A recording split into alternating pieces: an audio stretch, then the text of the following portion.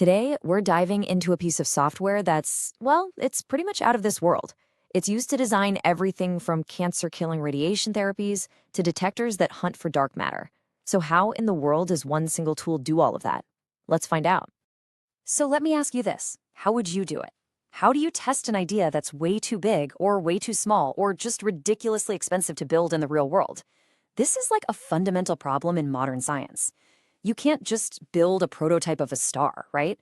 Or, a multi-billion-dollar particle accelerator just to see if your hunch is correct. You need a better way. And that better way, you guessed it, is Geant4. The name stands for Geometry and Tracking. And what it is a software toolkit that simulates how particles move through matter. But honestly, the best way to think about it is as the ultimate physics sandbox. A virtual world where you can build literally anything and then shoot any kind of particle you can imagine at it just to see what happens. So how does this incredible sandbox actually work? Well, like any good sandbox, before you can start playing, you've got to build it. It all starts with creating your very own virtual universe. This whole process really breaks down into 3 key steps. First, you define the geometry. This is the shape of your world. It could be something super complex, like the layers of a detector at CERN, or say a detailed model of a human organ for planning radiation therapy. Next, you define the materials. What's everything made of? Is it lead? Is it water? Living tissue? You have to tell the simulation everything. And finally, you choose your particles. These are the actors in our little play, the photons, electrons, or protons that you're going to track. All right, so our universe is built, the materials are set, our particle actors are waiting in the wings. Now we get to the real core of the simulation, following a single particle on its journey through our brand new virtual world. Whoa, okay, now this looks incredibly complex, right? This is the official blueprint for Geant4, and it shows how all the different parts, from the geometry to the physics to the visualization, are all connected. But don't worry, don't let it scare you. We're not going to get lost in the weeds here. We're just going to focus on what this blueprint means for our one single particle. First things first, we need to understand the scale. The biggest unit in a simulation is called a run. You can think of a run as one complete experimental session. For that entire run, the detector you built and the laws of physics are locked in. They do not change. Now, inside that run, you have many, many events. An event is like a single playthrough.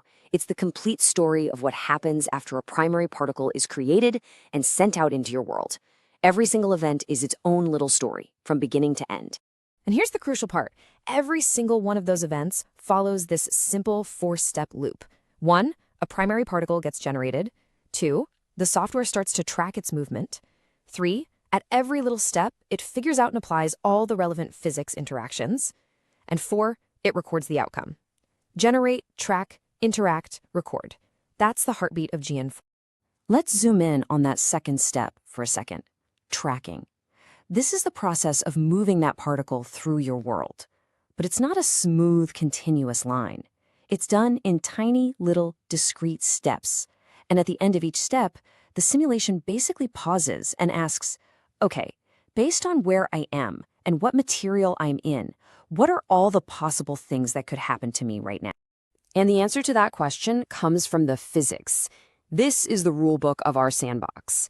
This part of the code manages every possible thing that can happen, from simple electromagnetic stuff to really complex hadronic physics.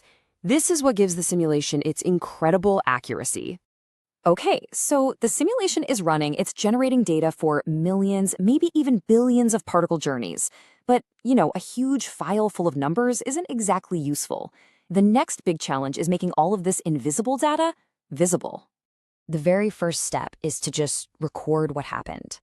To do that, you can flag certain parts of your geometry as sensitive detectors. And whenever a particle we're tracking passes through one of these special zones and interacts, bam, it generates what's called a hit, which is basically a digital footprint that records the energy, the position, and the time of that interaction. And this is where the real magic happens. The visualization tools in the kit take all that abstract data, all those hits, all those paths, and they transform it into something a human can actually look at and understand. You can see your detector, you can see the crazy paths the particles took, and you can see exactly where they left their mark. So far, we've basically been talking about simulating things exactly as they'd happen in reality. That's called an analog simulation. But that's not always the best way to do things. Sometimes you've got to simulate smarter, not harder. I mean, Think about it. What if you're designing a shield for a spacecraft and you need to protect it from a very specific, super rare type of cosmic ray interaction? If that thing only happens once in a billion events, you could let your simulation run for years and never even see it once. This is where you need what's called a biased simulation. Instead of that slow, brute force method of simulating everything, biasing techniques are kind of like a magnifying glass. They let you focus all of your computer's power on only the rare, important events that you actually care about. It's a way to get way better results in a tiny fraction of the time. A really powerful technique for this is called importance sampling. And honestly, the official documentation explains it perfectly. It says, the purpose of importance sampling is to save computing time by sampling less often the particle histories entering less important geometry regions and more often in more important regions. You literally tell the simulation which parts of your world matter, and it focuses all its effort there. It's genius. But wait, there's another, even more mind-bending technique. It is one of the cleverest tricks in the entire simulation playbook, and it's called reverse Monte Carlo. So in a normal simulation, right, you track millions of particles from some source outwards, and you hope a few of them happen to hit your detector. With reverse Monte Carlo, you flip the script completely. You start the particles at your detector, and you track them backwards to the source. This way, you guarantee that every single particle you waste time simulating is a useful one that actually produced a signal. It's an unbelievably efficient way to solve certain problems. So when you put all of these pieces together, the crazy detailed geometry, the high-fidelity physics, these brilliant biasing techniques, it becomes crystal clear that Geant4 is so much more than just a software package. It's a true virtual laboratory. It gives researchers the power to experiment, to explore the fundamental nature of our universe, all from their laptops.